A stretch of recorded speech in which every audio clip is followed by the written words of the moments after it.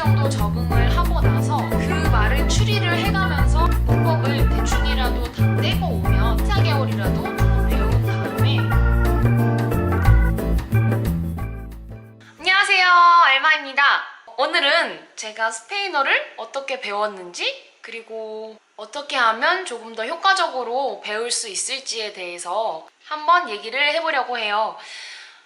사실 저는 스페인어가 유창하지는 않고요. 배우노에서 배우노 플러스 정도의 실력을 가지고 있습니다. 스페인에서 장기간 어학연수를 해본 적도 없고 유학을 해본 적도 없고요. 그냥 단기로 2달 정도 와서 어학원에 다녔던 경험이 있고 대부분 한국에서 공부를 했어요. 사실 이번 영상은 스페인어를 잘하시는 고수분들이 보시는 것보다는 이제 스페인어를 시작할 마음이 있거나 스페인어를 시작한 지 얼마 안 된 분들이 보시면 좋을 것 같다는 생각입니다. 작년 말에 스페인 워킹홀리데이가 체결되고 나서 스페인에 대한 관심이 굉장히 많이 늘어났다고 생각하는데요. 많은 나라들이 영어를 쓰는 것처럼 스페인에서도 영어를 쓰긴 하지만 스페인은 나라에 대한 자부심도 크고 언어에 대한 자부심도 커서 스페인어를 아예 하지 못한다면 일을 하는데 어려움이 있을 수 있어요. 그래서 스페인어는 꼭 공부를 하시는 게 좋을 것 같다는 저의 짧은 의견이었습니다. 그러면 저는 어떻게 공부를 했는지, 저는 한국에서 6개월을 문법 공부를 했고요. 2개월을 어학원에서 공부를 했어요. 현지 어학원에서 공부를 했고요. 그래서 지금까지 제대로 공부를 한 기간은 총 8개월이에요. 사실 이전에는 스페인에 대한 관심도 없었고 정보도 없었고 스페인어가 뭔지 어떻게 발음하는지 전혀 몰랐었기 때문에 처음 스페인어를 시작할 때 어떻게 해야 되는지 잘 몰랐던 것 같아요. 그래서 학원을 등록하게 되었고요. 6개월 동안 초급 2달, 중급 2달, 고급 2달 이렇게 문법을 배웠어요. 한국에서 공부를 할 때 저는 2가지 포인트를 가지고 공부를 했는데요. 첫 번째 포인트는 말을 많이 하자. 그런데 한국에서는 영어권 친구들은 많지만 스페인어권 친구들은 찾기가 많이 힘들어요. 그래서 대화할 기회도 적고요. 그러던 차에 인터넷으로 언어 모임이 있다는 걸 알아서 매주 한 번씩 언어 모임에 참여를 했고요. 그곳에는 멕시코 사람, 볼리비아, 미국, 영국, 한국 사람까지 많은 사람들이 있었고요. 그래서 말하기에 많이 도움이 됐고요. 처음에는 제가 너무 알아듣기가 힘들어서 되게 재미없고 내가 더 공부를 해야 되나? 이런 생각들을 많이 했었는데 그럼에도 불구하고 일주일에 한 번씩 계속 참가를 하다 보니까 단어가 들리고 문장이 들리기 시작하더라고요. 얼마나 노력을 하느냐에 따라 다르겠지만 문법 공부를 3개월 이상 하셨다면 그런 모임에 참가를 하셔서 듣는 연습과 말하기 연습을 같이 해보시는 것도 좋을 것 같다는 생각이 듭니다.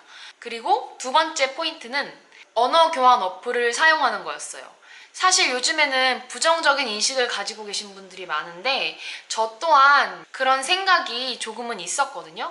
왜냐하면 너무나 다양한 세계의 사람들이 있는 어플이기 때문에 이상한 사람도 있을 수 있고 약간 변태 같은 사람도 있을 수 있고 또 아무 정보 없이 들이대는 사람도 있어요. 그래서 그런 부분에서는 조금 조심을 해야 할 필요는 있지만 언어 교환 어플을 싫어한다거나 피할 필요는 없다고 생각해요. 사실 저는 그 어플을 통해서 많은 도움을 받았고 쓰기 능력과 친구를 얻었기 때문에 제 개인적인 입장으로는 적극 추천하는 바입니다. 그 언어 교환 어플을 저는 어떻게 사용을 했느냐, 어떻게 이용을 했느냐, 저 같은 경우에는 그날 배운 문법이나 단어들을 어플을 통해서 계속 적용시켰어요. 예를 들면 반가워, encantada, mucho gusto 이런 단어들을 배웠다 하면 저는 바로 어플을 통해서 적용을 해서 친구들을 사귀었어요. 그리고 모르는 단어가 있으면 물어보기도 하고 그 친구가 한국어에 대해서 모르는 게 있으면 제가 가르쳐주기도 하면서 그렇게 친구가 되어갔고요. 물론 아까 말씀드렸다시피 나쁜 사람들도 많아요. 저도 그런 문자를 많이 받았었고 성적인 이야기를 한다거나 뜬금없이 이상한 얘기를 한다거나 그런 사람들이 너무 많기 때문에 그런 사람들은 제외하고 잘 찾으시면 좋은 관계를 유지할 수 있는 친구를 만들 수 있습니다. 그렇게 해서 저는 쓰기 능력을 정말 많이 향상시켰고요. 그렇게 많이 연습을 한 덕분에 말하기까지 이어질 수 있었어요.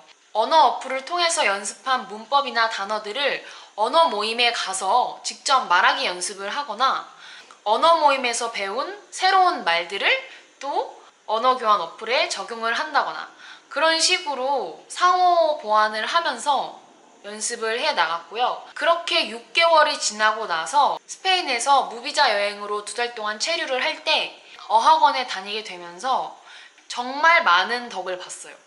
사실 어학원 첫날에는 많이 당황을 했었어요. 이 사람들이 무슨 말을 하는지도 못 알아듣겠고 단어만 조금씩 들리고 이 사람들이 무슨 말을 하는지 그 말을 추리를 해가면서 듣는 게 너무 힘들었어요. 그래서 내가 한국에서 헛배워 왔나? 라는 생각이 많이 들었고 그냥 돈을 벌어서 어학연수를 오는 게 나을 뻔했다 라는 생각이 정말 많이 들었는데 한 일주일 됐을까? 일주일 정도 적응을 하고 나서 제가 느낀 거는 한국에서 공부를 하고 오길 잘했다. 그래도 한국에서 연습을 하고 오길 잘했다라고 생각했어요. 그 이유는 어학원을 2달만 다녔음에도 불구하고 제가 정말 갑자기 빡 성장하는 걸 느낄 수 있었고 한국에서 공부했던 그 6개월이라는 시간이 헛되지 않았다는 걸 가슴 깊이 느낄 수 있는 시간이었어요. 저는 그래서 만약에 스페인을 오실 계획이 있거나 스페인 워킹 홀리데이를 준비하고 계시다면 적어도 한국에서 4개월 정도는 공부를 하고 오시는 걸 추천드려요. 문법을 대충이라도 다 떼고 오면 더 좋겠지만 시간이 그렇게 되지 않는다면 한 3, 4개월이라도 조금 배운 다음에 오시는 게 훨씬 스페인어도 금방 늘고 자신감도 빨리 붙을 수 있다고 생각합니다. 저도 공부를 이제 더 해야 해요. 막막한 부분도 있고 저 같은 경우는 지금 약간 고비여서 어떻게 한 단계를 더 뛰어넘을까 하는 고민에 함께 같이 공부를 하면서 어떤 고민이 있는지 그런 것도 나누면 좋을 것 같아요. 지금까지 저의 경험담이었고요. 앞으로 스페인어에 대한 고민들, 생각들을 자주 남길 테니까요. 함께 공유하고 이야기했으면 좋겠습니다. 네, 그러면 오늘은 여기까지 할게요. 안녕! Nos vemos!